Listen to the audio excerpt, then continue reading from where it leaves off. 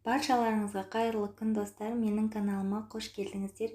Бүгін сіздермен сникерс торттың ең қарапайым рецептісімен бөлісетін боламын. Видеоны соңына дейін қараңыздар. Ең алдымен жұмыртқамызды ақуызы мен сарыуызынан ажыратып аламыз. Шекерімізді екеуіне бірдей теңдей бөлікке бөліп саламыз. Содан соң жұмыртқамыздың ақуызын жақсылап миксерлейміз. Біздің жұмыртқамыздың ақуызы әппақ түске еніп қоюланғанша араластырамыз. Осылай әппақ қою болу қажет.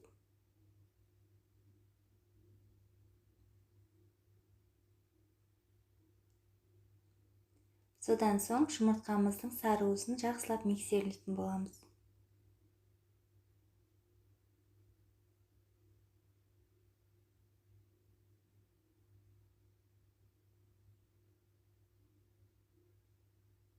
Барлығы әбден араласқаннан соң аз ғана сұйық май қосамыз.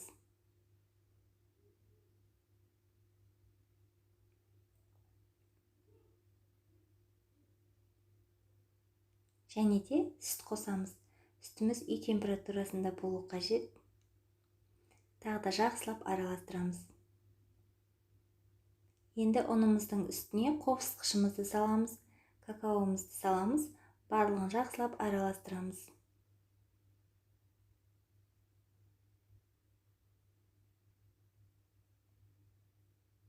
Енді сол ұнымызды жұмыртқамыздың сарыуызына екі бөлікке бөліп саламыз. Жақсылап миксерлейміз. Ұнды бірден салып жібермей, мен сияқты екі бөлікке бөліп немесе үш бөлікке бөліп салуға болады. Дайын болған қоспамызға жұмыртқамыздың ақуызын саламыз. Тағы да жақсылап миксерлейміз.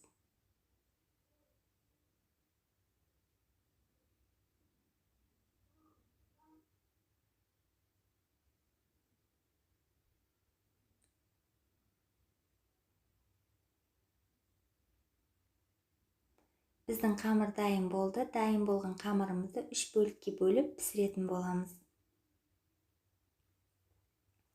Қызып тұрған печкеде 180 градуста 15 минут немесе 20 минут пісіреміз. Біздің корждар пісіп дайын болды. Енді суығанға дейін кремімізді дайындап аламыз.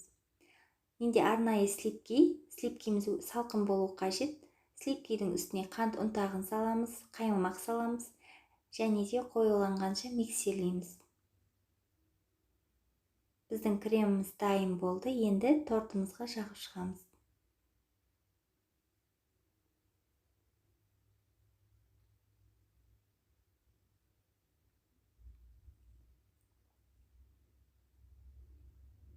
Мен торттың ортасына осындай орех сеуіп шығамын.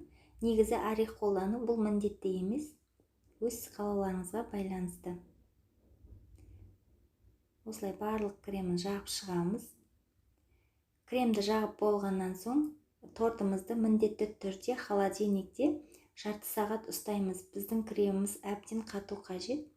Енді шоколадный ганашымызды дайындаймыз. Ол үшін маргаринге шоколадымызды салып, қайнап тұрған судың үстінде жақсылап ерітіп аламыз. Осылай барлығы әбден еру қажет. Содан соң орехымызды салып, жақсылап араластырамыз. Суығаннан соң холодильниктегі тортымызды алып, үстіне осы шоколадный ганашымызды жағып шығамыз. Жағып болғаннан соң тортымызды міндетті түрде 1 сағат немесе 2 сағат тоңазытқышта ұстаймыз. Біздің торт дайын, өте жұмсақ, өте дәмді болып шығады. Сіздерге де дайындап көруге кеңес беремін. Егер видео сіздерге ұнаған болса, лайк басып, менің каналыма тіркелуді ұмытпаңыздар. Алдағы уақыттарда сіздермен өте дәмді торттардың рецептімен бөлісетін боламын. Менімен болғандарыңыз үшін рахмет.